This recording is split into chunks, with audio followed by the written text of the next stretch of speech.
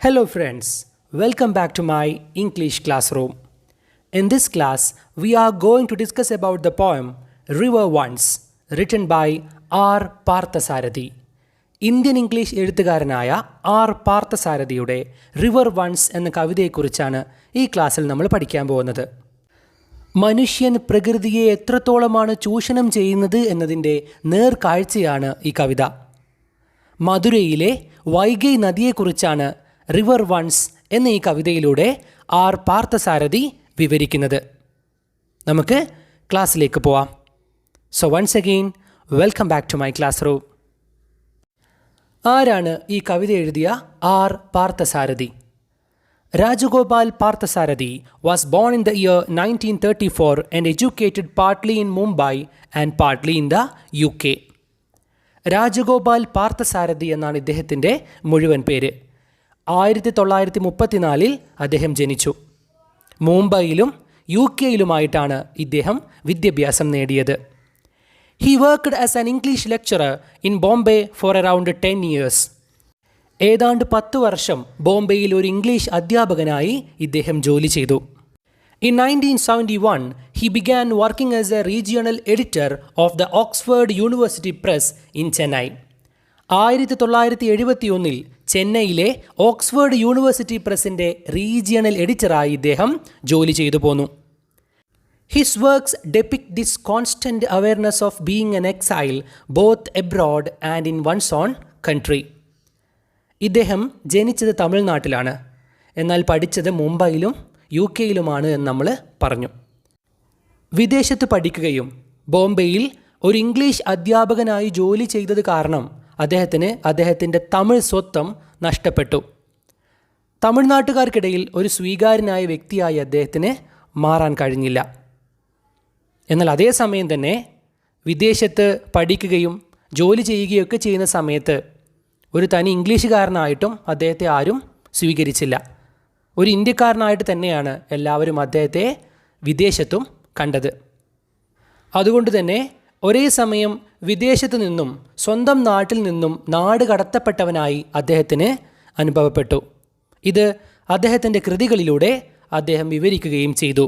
His works depict this constant awareness of being an exile. നാട് കടത്തപ്പെട്ടവൻ്റെ സങ്കടങ്ങൾ അയാളുടെ കൃതികളിൽ കൃത്യമായി കാണാമായിരുന്നു. Both abroad and in one's own country. അത് വിദേശത്തായാലും സ്വന്തം രാജ്യത്ത് നിന്നായാലും അദ്ദേഹത്തിന് അനുഭവിക്കേണ്ടി വന്ന ഈ സങ്കടങ്ങളെ അദ്ദേഹം തൻ്റെ കൃതികളിലൂടെ വിവരിച്ചു. In his works one can detect a need to overcome the sense of alienation from his own native culture and to rediscover his Roots.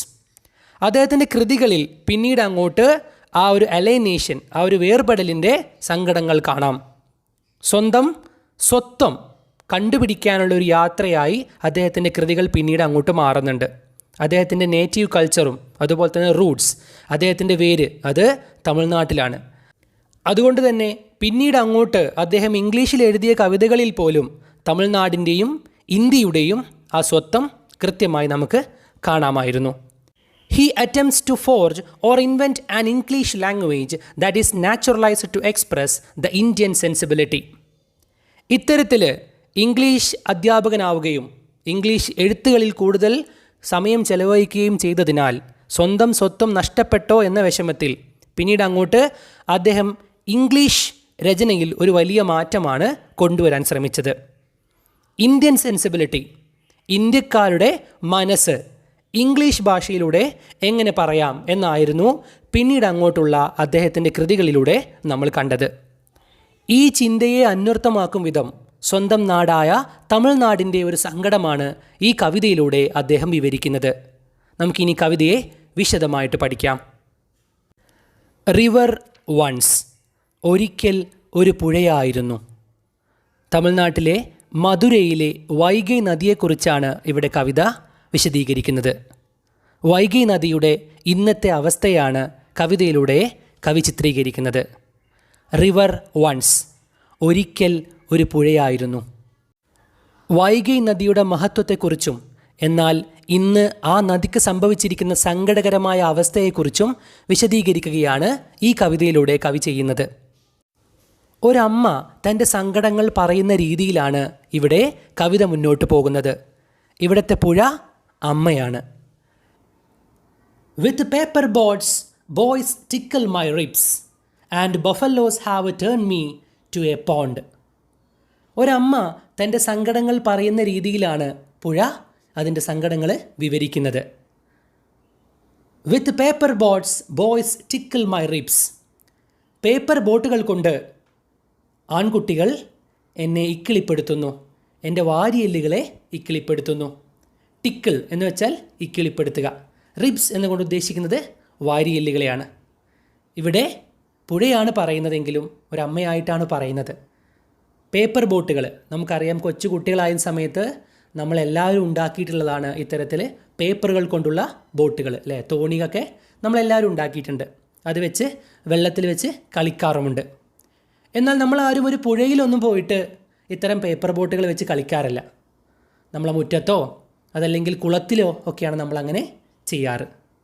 അപ്പോൾ തീർച്ചയായിട്ടും ഒരു പുഴയ്ക്ക് കൊടുക്കേണ്ട മാന്യത ഇവിടെ കുട്ടികൾ കൊടുക്കുന്നില്ല.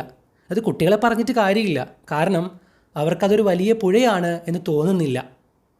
ഇന്ന് വെള്ളം കെട്ടി നിൽക്കുന്ന ചെറിയൊരു പ്രദേശം മാത്രമാണിത്. And buffaloes have turn me to a pond.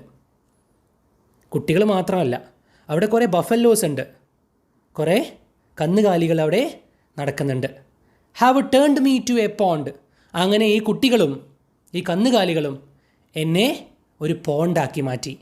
ഞാനൊരു പുഴയാണ്, പക്ഷേ എന്നെ ചെറിയൊരു കുളമാക്കി മാറ്റി. എന്ന് വെച്ചാൽ വെള്ളം കെട്ടി നിൽക്കുന്ന കുറേ കുളങ്ങൾ, അത്രയേ ഉള്ളൂ. അല്ലാതെ ഞാൻ ഇന്നൊരു പുഴയല്ല. ഈ കുട്ടികളും ഈ മൃഗങ്ങളും കൂടി എന്നെ എന്താക്കി? ഒരു കുളം മാത്രമാക്കി മാറ്റി. There is eagle wood in my hair and stale flowers. എൻ്റെ മുടിയിൽ ഇപ്പോൾ ഈഗിൾ വുഡ് ഉണ്ട്. ഈഗിൾ വുഡ് എന്നുകൊണ്ട് ഉദ്ദേശിക്കുന്നത് ഒരു തരം സുഗന്ധവ്യഞ്ജനമാണ്, ഒരു തരം മരമാണ്. നമ്മൾ ഊത് അത്തർ എന്നൊക്കെ പറയാറില്ലേ, അതിലെ ഊത് എന്ന് പറയുന്ന ആ മരമാണ് ഈഗിൾ വുഡ്. നല്ല സുഗന്ധമുണ്ടാക്കുന്ന, പ്രത്യേക ആചാരാനുഷ്ഠാനങ്ങൾക്കൊക്കെ ഉപയോഗിക്കുന്ന രീതിയിലുള്ള ഒരു മരത്തിൻ്റെ തടിയാണ് eagle wood. There is eagle wood in my hair. എൻ്റെ മുടിയിൽ ഈ ഊതിൻ്റെയൊക്കെ മരക്കഷ്ണങ്ങളുണ്ട്. And stale flowers. സ്റ്റെയിൽ എന്നുകൊണ്ട് ഉദ്ദേശിക്കുന്നത് പഴകിയ, വാടിപ്പോയ അല്ലെങ്കിൽ ചീഞ്ഞ. ആൻഡ് സ്റ്റെയിൽ ഫ്ലവേഴ്സ്, ഇത്തരത്തിൽ പഴകിയ പൂക്കളുണ്ട്. ഇതുദ്ദേശിക്കുന്നത് ആ പുഴയിൽ ഇന്ന് കിടക്കുന്ന തടി കഷ്ണങ്ങളെയും ചെറു ചെടികളെയും എല്ലാമാണ്. അതായത് പുഴയിൽ ഇത്തരത്തിൽ ചെടികളൊക്കെ ഉണ്ടാവാം, പക്ഷേ വെള്ളം അതിൻ്റെ മുകളിലൂടെ ഒഴുകിപ്പോകാം അല്ലേ. പക്ഷേ ഇവിടെ അങ്ങിങ്ങായി നിൽക്കുന്ന കുറച്ച് വെള്ളക്കെട്ടുകൾ മാത്രമേ ഉള്ളൂ. ബാക്കിയുള്ള സ്ഥലങ്ങളിലെല്ലാം തടി കഷ്ണങ്ങളും അതുപോലെ മറ്റ് ചെടികളും പാഴ്ചെടികളും വാടിപ്പോയ പൂക്കളുമാണ് കിടക്കുന്നത്. അപ്പോൾ ഇന്ന് ഞാനൊരു പുഴയല്ല. ഇവിടെ അമ്മയുടെ മുടിയുമായിട്ടാണ് ഇതിനെ താരതമ്യം ചെയ്തിരിക്കുന്നത്. മുടിയിൽ നമ്മൾ സുഗന്ധം കിട്ടാൻ വേണ്ടിയിട്ട് ഇത്തരത്തിൽ തുളസിയും ഒക്കെ വയ്ക്കാറുണ്ട്. അതിനെയാണ് ഇവിടെ ഉപമിക്കുന്നത്. പ്രത്യേകിച്ച് നല്ല മണമുള്ള സുഗന്ധമുള്ള നമ്മുടെ ചന്ദനമൊക്കെ പോലുള്ള ഇത്തരത്തിൽ സുഗന്ധമുള്ള ഈഗിൾ വുഡ് ഇവിടെ കിടപ്പുണ്ട്. മുടിയിൽ വെക്കുന്ന പോലെയാണ് സൂചിപ്പിക്കുന്നത്. പക്ഷേ ഇന്ന് ഈ ഭൂമിയിൽ എൻ്റെ തലയിൽ എൻ്റെ മുടിയിൽ വെക്കുന്ന പോലെ കുറേ ചെടിയും മരക്കഷ്ണങ്ങളുമുണ്ട്. Every evening, as bell roll in the forehead of temples, I see a man on the steps clean his ass.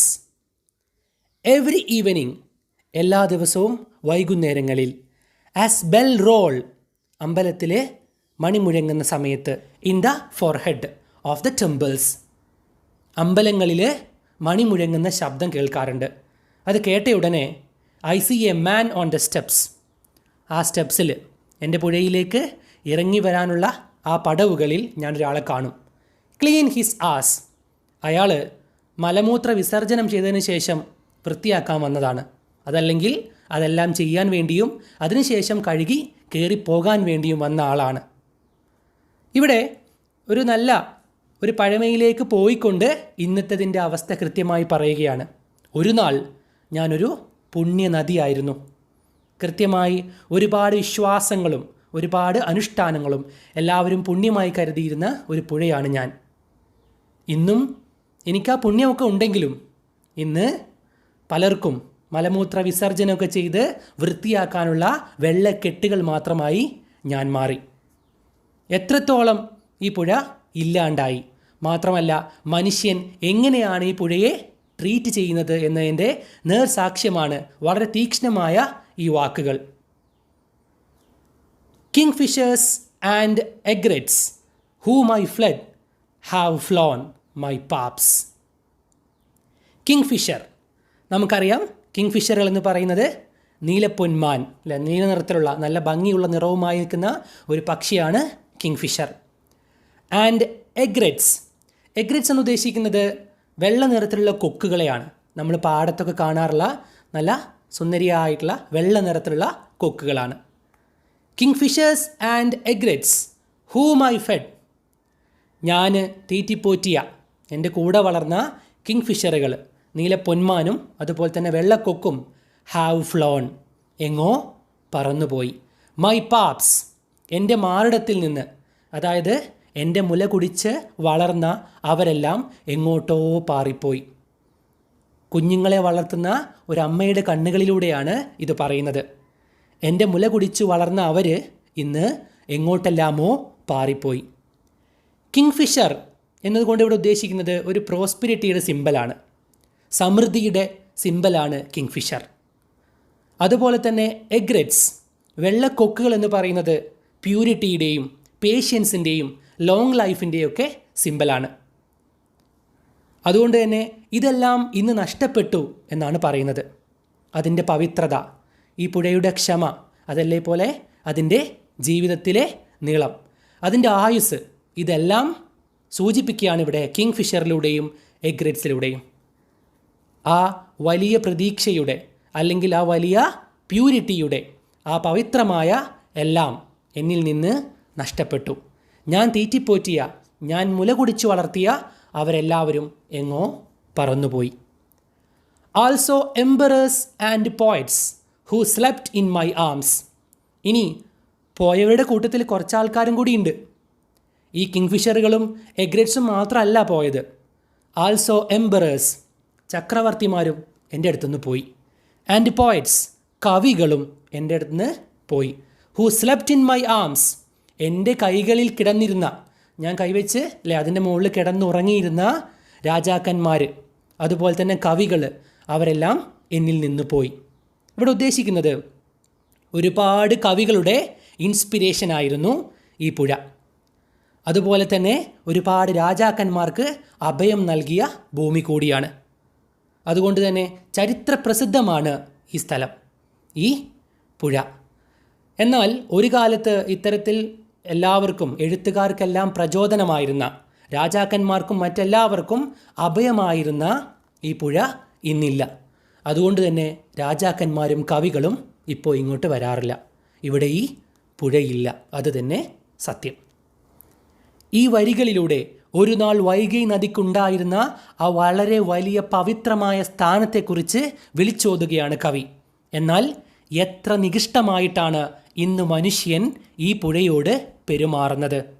സ്വന്തം അമ്മയാണെന്ന ബോധ്യമില്ലാതെ അവൻ ഈ പുഴയെ ഇല്ലാതാക്കുകയാണ്. നമുക്കിനി കവിതയുടെ അവസാന ഭാഗത്തേക്ക് പോകാം. I am become a sewer now. ഞാൻ ഇന്നൊരു അഴുക്കുചാലാണ്. സിവർ എന്നുദ്ദേശിക്കുന്നത് അഴുക്കുചാൽ. എല്ലാ അഴുക്കും വന്നടയുന്ന ഒരു അഴുക്കുചാലായി ഞാനിന്ന് മാറി. No one has any use of Vaigai river. ഇന്ന് വൈഗൈ നദിയെക്കൊണ്ട് ആർക്കും ഒരു ഉപയോഗവുമില്ല. ഒരു നാൾ എല്ലാവരുടെയും പുണ്യമായിരുന്ന, എല്ലാവരുടെയും ആവശ്യമായിരുന്ന, അത് രാജാവിനാവട്ടെ, കവികൾക്കാവട്ടെ, പക്ഷികൾക്കാവട്ടെ, എല്ലാവർക്കും സ്വന്തമായിരുന്ന വൈഗൈ നദിയെ ഇന്നാർക്കും വേണ്ട. ഇന്നാർക്കും വൈഗൈ നദിയെക്കൊണ്ട് ഒരു ഉപയോഗവുമില്ല. Once of this sweet city, ഈ പുണ്യനഗരത്തിലെ ഏറ്റവും ആവശ്യമുള്ളവളായിരുന്നു ഒരിക്കൽ ഈ നദി. എന്നാൽ ഇന്നാർക്കും എന്നെ വേണ്ട. മനുഷ്യൻ പ്രകൃതിയോട് ചെയ്യുന്ന ചൂഷണങ്ങളെ അതിൻ്റെ ശരിയായ അർത്ഥത്തിൽ വിവരിക്കുകയാണ് ഈ കവിതയിലൂടെ കവി ചെയ്തിരിക്കുന്നത്. സ്വന്തം നാട്ടിലെ വൈഗൈ നദിയുടെ ഇന്നത്തെ അവസ്ഥകളെ, അതിൻ്റെ പഴമയെയും അതിൻ്റെ പുണ്യത്തെയും വിവരിച്ചുകൊണ്ട് വിശദീകരിക്കുകയാണ് പാർത്ഥസാരഥി ഈ കവിതയിലൂടെ ചെയ്യുന്നത്. കവിതയെ അതിൻ്റെ പൂർണ്ണ അർത്ഥത്തിൽ നിങ്ങൾക്ക് മനസ്സിലായി എന്ന് വിശ്വസിക്കുന്നു. കവിതയെക്കുറിച്ചും ഈ ക്ലാസ്സിനെക്കുറിച്ചുമുള്ള നിങ്ങളുടെ അഭിപ്രായങ്ങൾ താഴെ കമൻറ്റ് ബോക്സിൽ രേഖപ്പെടുത്തുക. ക്ലാസ് ഇഷ്ടപ്പെട്ടാൽ നിങ്ങളുടെ സുഹൃത്തുക്കൾക്ക് ഷെയർ ചെയ്യുക. മറ്റൊരു ടോപ്പിക്കുമായി അടുത്ത ക്ലാസ്സിൽ വീണ്ടും കാണാം. അതുവരേക്കും ബൈ.